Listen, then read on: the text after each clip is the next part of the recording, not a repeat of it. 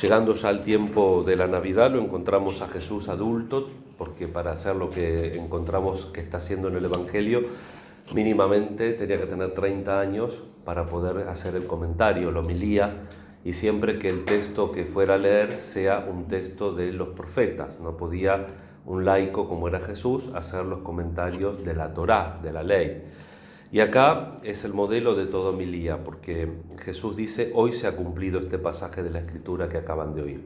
Si siempre la Escritura, la palabra de Dios, la revelación, está dicha para el aquí y ahora del pueblo de Dios, que somos nosotros y que entra dentro de la historia de la salvación. Por eso es cierto que nosotros podemos conocer de la cultura, del valor de las palabras, de los idiomas, de la historia de la época a través de la literatura propia dentro de la misma fe, como también de la literatura de los pueblos vecinos, de las obras de las otras religiones. Todas esas cosas son ciencias auxiliares, pero lo propio de la interpretación de la Sagrada Escritura es lo que nosotros leemos en el ámbito propio, en el ámbito vital de la Iglesia, de nuestra vida. Por eso la homilía fundamentalmente tiene que ser una confrontación con la palabra de Dios, y el sacerdote lo que tiene que hacer es una parénesis, es una exhortación. El sacerdote tiene que exhortar para que el fiel se confronte individualmente con esa palabra de Dios, porque esa palabra de Dios está llamada a realizarse hoy en la vida de cada uno de la Iglesia, en el hoy de los sacramentos, que son las acciones de Jesús en la Iglesia, donde Él, por la fuerza de los sacramentos, en virtud de la encarnación, interactúa con cada uno de nosotros. Y terminando también el tiempo de la Navidad, tenemos esta carta que nos sigue acompañando, la primera carta del apóstol San Juan, donde nos pone, digamos así, como una especie de examen de conciencia. Si realmente nosotros amamos a Dios, tenemos que notarlo en los hechos. Si nosotros amamos a Dios, necesariamente tenemos que amar al prójimo. Y amar con ese amor que veníamos comentando estos días, ¿no? Con el cual el mismo apóstol define la esencia divina, Joseos agapestim, Dios es amor, agapé en el sentido de benevolencia.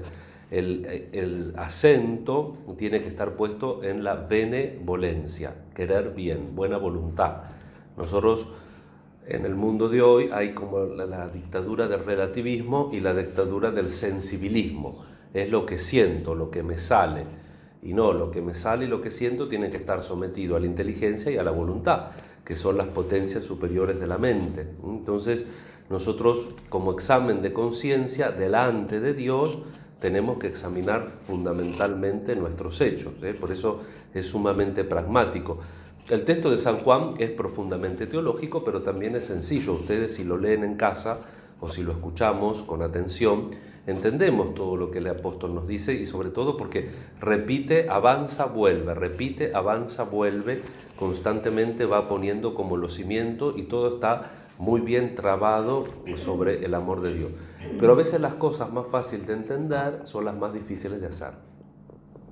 Y evidentemente que en el amor al prójimo es donde nosotros a veces encontramos el principal escollo de nuestro camino espiritual, de nuestro crecimiento en la vida de fe. Pero no hay que asustarse, simplemente hay que poner el acento donde hay que ponerlo, que es precisamente en la voluntad. Tenemos que ir constantemente corrigiendo, controlando, viendo nuestra voluntad y poniéndola en esa dinámica de la salvación, para lo cual es importante que nosotros respondamos a eso que Dios nos da primero, que es el amor, y que tengamos una relación vital con Él, porque como meditábamos días anteriores, si nuestra relación es por temor, o si nuestra relación es por interés, porque Dios me va a sacar las papas del fuego, entonces no hay esa relación espontánea, de realmente religiosa, religare, de estar unidos a Él, y que de nuestras acciones, nuestros pensamientos, nuestras aspiraciones surjan precisamente de esa relación con Él espontáneamente,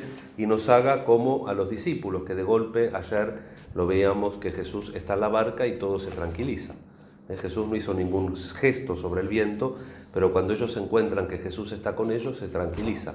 Dios no suprime la irregularidad del mar de Galilea, ni la fuerza del viento, pero si nosotros estamos con Dios, la vida es distinta. Y por eso nosotros tenemos que ir analizando caso por caso. La realidad siempre son los hechos que expresan nuestra vitalidad. Y hay cosas que uno no las puede discutir, que las tiene que evaluar y las tiene que vivir. Por ejemplo, hay cosas que son hechos y que si no sucedieron, no podemos especular que sucedieron. Por ejemplo, en la vida real, Aristóteles fue discípulo de Platón. Podría haber sido que no, pero la historia nos dice que Aristóteles fue discípulo. ¿Y qué hubiera pasado si Aristóteles no hubiera sido discípulo de Platón? ¿Hubiera hecho la obra que hizo? ¿Cómo hubiéramos encontrado su obra? ¿Qué hubiera realizado? Esas cosas se pueden especular, pero es un hecho contrafáctico. ¿Por qué? Porque lo que sucedió es que Aristóteles fue discípulo de Platón. Nosotros a veces nos encontramos en esas discusiones. ¿Qué hubiera pasado si no hubiera tal guerra? ¿Qué hubiera pasado si en vez de este partido político hubiera ganado este otro partido? Y no sabemos, porque el hecho es contrafáctico. Para poder saberlo tendría que haber pasado. Y no pueden pasar dos cosas a la vez, pasa una. Entonces, más que discutir, que hacerse problemas mentales, lo que tenemos que hacer el esfuerzo es de descubrir nuestra vida real, cómo estamos en el estado de nuestra vida espiritual, sobre todo después de haber celebrado este tiempo de Navidad que nos disponemos a terminar, Dios mediante, el domingo. Que no haya sido solamente mero rito. Es lindo el pesebre, a mí me gusta mucho, lo disfruto, la ternura de Dios, del Belén, todas estas cosas, los villancicos, cosas que a uno le gusta, que va escuchando, pero dice uno, ¿cómo lo quiero a Dios, que es eso carne? ¿Y al prójimo? ¿Cómo estamos con el prójimo? Y esta es la tarea que nos queda para nuestra vida, para el año litúrgico, que nos va poniendo siempre puntos. Ya ahora descansamos un poquito después de la Navidad con el tiempo durante el año. Luego tendremos ya la Cuaresma, después tendremos la Pascua e iremos intensificando esa vida espiritual, esa vida de unión y relación con Él.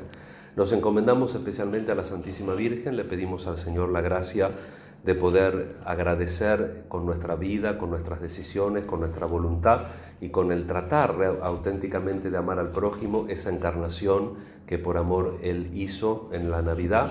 Y le vamos a pedir al Señor también por todas las gracias, necesidades, las cosas que nos preocupan, por la salud, por el mundo, que hay tantos conflictos, por nuestro país, por nuestros seres queridos y por nuestras comunidades. Que el Señor escuche bondadosamente todas nuestras necesidades y bendiga también todos nuestros proyectos. Que así sea.